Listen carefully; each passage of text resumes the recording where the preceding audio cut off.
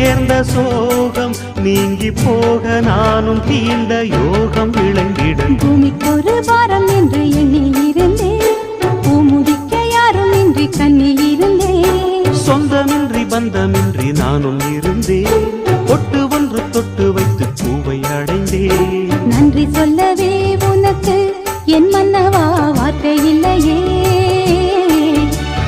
தெய்வம் என்பதே எனக்கு நீ அல்லவா வேறு இல்லையே.